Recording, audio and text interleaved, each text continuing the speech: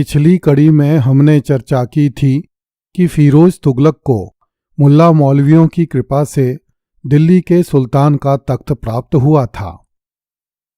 इसलिए वह दीन का मुखौटा लगाकर तथा सल्तनत के कार्यों में मुल्ला मौलवियों की सलाह लेने का दिखावा करके जनता पर शासन करने लगा।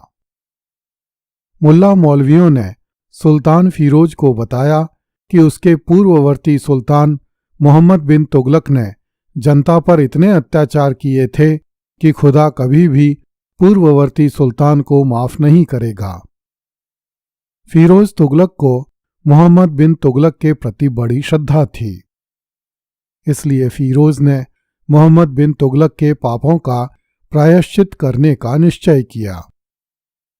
सुल्तान फिरोज तुगलक ने अपनी सेना को आदेश दिए कि जिन व्यक्तियों को मोहम्मद बिन तुगलक ने प्राण दंड दिया था अथवा जिन्हें अंग भंग की सजा दी थी, उनसे तथा उनके परिवार वालों से सुल्तान के लिए क्षमा पत्र प्राप्त किए जाएं तथा उन्हें एक संदूक में बंद करके मोहम्मद बिन तुगलक की कब्र के सिराहने रखा जाए। इस कार्य के लिए सुल्तान ने पीड़ित परिवारों को धन देने के आदेश भी दिए ताकि मरहूम सुल्तान को कयामत के बाद मिलने वाला परलोक सुधर जाए। सुल्तान फिरोज तुगलक के आदेश से उसकी सेना ने घर घर जाकर लोगों से पूछना आरंभ किया कि उनके किसी संबंधी को विगत सुल्तान के अत्याचारों का सामना तो नहीं करना पड़ा था। यदि कोई परिवार सल्तनत के अधिकारियों को अपने ऊपर जुल्म होने की शिकायत करता था तो सल्तनत के अधिकारी उस परिवार को कुछ धन देकर उससे क्षमा पत्र लिखने को कहते थे। जो लोग क्षमा पत्र लिखकर देने को तैयार हो जाते थे, उनके गांव अथवा भूमि उन्हें वापस लौटा दी जाती थी, जो कि विगत सुल्तान के समय में छीनी गई थी। बहुत से लोगों को मोहम्मद बिन तुगलक ने बहुत हानि पहुंचाई थी तथा उनके परिवार वालों के अंग भंग कर दिए थे या उनके प्राण ले लिए थे। ऐसे लोगों ने क्षमा पत्र लिखने से मना कर दिया। फिरोज तुगलक की सेना ने ऐसे लोगों को मारा पीटा और उनके घरों में आग लगा दी। इस भय से बहुत से लोग जंगलों में भाग गए। इस प्रकार इन लोगों का एक बार फिर से भयानक उत्पीड़न हुआ और जिस उद्देश्य से यह योजना आरंभ की गई थी कि लोग पूर्ववर्ती सुल्तान को क्षमा कर दें, धूल में मिल गई। आज भी बहुत से सरकारी कर्मचारियों के काम करने का तरीका ऐसा ही है। सरकार अथवा शासक के बदल जाने पर भी सरकारी कर्मचारियों की मनोदशा एक जैसी रहती है। फिरोज के शासनकाल में गुलामों का बाहुल्य था। इन गुलामों की दशा बड़ी ही दयनीय थी। सुल्तान फिरोज तुगलक ने इन गुलामों की दशा सुधारने का प्रयत्न किया। इन गुलामों में अधिकांश लोग युद्धबंदी होते थे। इनमें से अधिकांश असभ्य तथा अशिक्षित भी थे। इसलिए ये गुलाम राज्य के लिए सहायक सिद्ध होने के स्थान पर राज्य के लिए भार बन गए थे।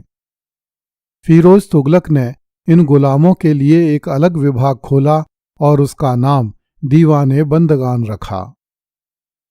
इस विभाग का एक अलग कोष तथा अलग दीवान अर्थात मंत्री होता था।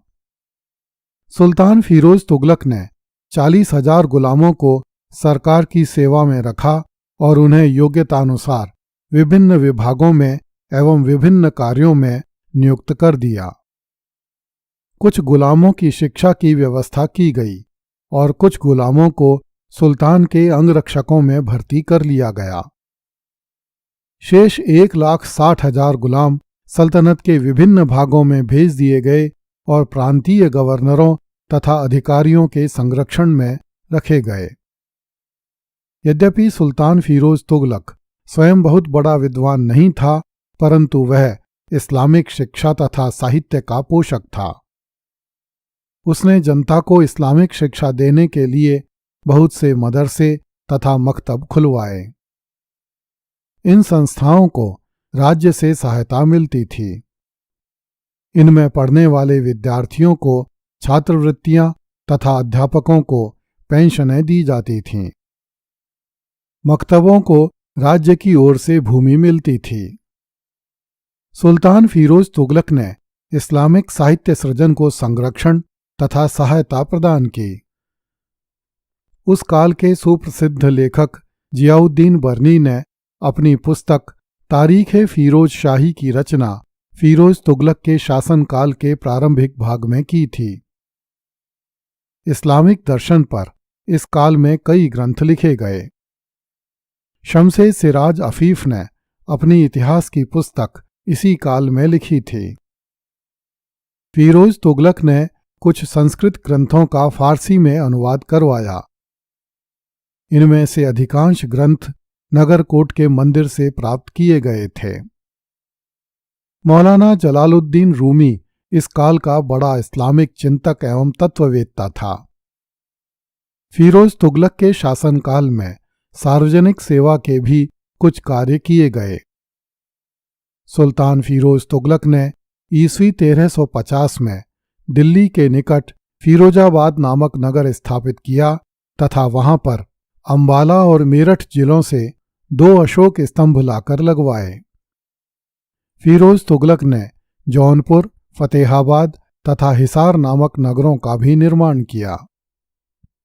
जियाउद्दीन बर्नी के अनुसार फिरोज ने 50 बांधों, 40 मस्जिदों, 30 मकतबों एवं मदरसों, 20 महलों, 100 सरायों, 200 नगरों, 30 झीलों, 100 दवाखानों, 5 मकबरों, 100 स्नानागारों, 10 स्तंभों, 40 सार्वजनिक कुओं तथा 150 पुलों का निर्माण करवाया।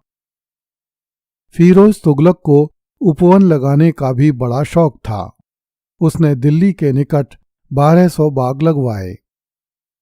अन्य कई स्थानों पर भी उसने बाग लगवाए।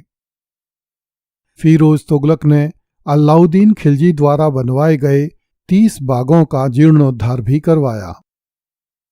फिरोज तुगलक का रहन सहन इस्लामिक जीवन पद्धति के अनुसार सादगी से परिपूर्ण था। उसके दरबार में तड़क भड़क नहीं थी।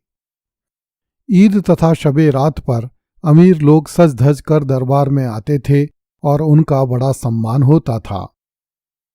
इस आमोद प्रमोद में धनी, गरीब और समस्त मुसलमान भाग लेते थे। राज्य परिवार की व्यवस्था को कारखाना कहते थे। इसके अलग अलग विभाग थे और इसके अलग अलग पदाधिकारी तथा कर्मचारी होते थे। प्रत्येक कारखाने का अलग राजस्व विभाग होता था। उन दिनों मध्यम श्रेणी के लोगों में बेकारी की समस्या ने विकराल रूप धारण कर लिया था। बेकारी की समस्या को सुलझाने के लिए सुल्तान ने अलग से बेकारी उन्मूलन अर्थात रोजगार का विभाग खोला। कोतवाल को आदेश दिया गया कि वह बेरोजगार लोगों की सूची बनाए। बेरोजगार लोगों को दीवान के पास आवेदन भेजना पड़ता था और लोगों को योग्यतानुसार काम दिया जाता था। शिक्षित व्यक्तियों को योग्यतानुसार महल में नौकर रख लिया जाता था। जो लोग किसी अमीर का गुलाम बनना चाहते थे उन्हें सिफारिशी चिट्ठियां दी जाती थीं। फिरोज तुगलक को स्वयं औषधि विज्ञान का ज्ञान था। उसने दिल्ली में एक दारुल सफा स्थापित करवाया जिसमें रोगियों को निःशुल्क औषधियां मिलती थीं। रोगियों के भोजन की व्यवस्था राज्य की ओर से की जाती थी और देखभाल के लिए योग्य हकीमों को रखा जाता था।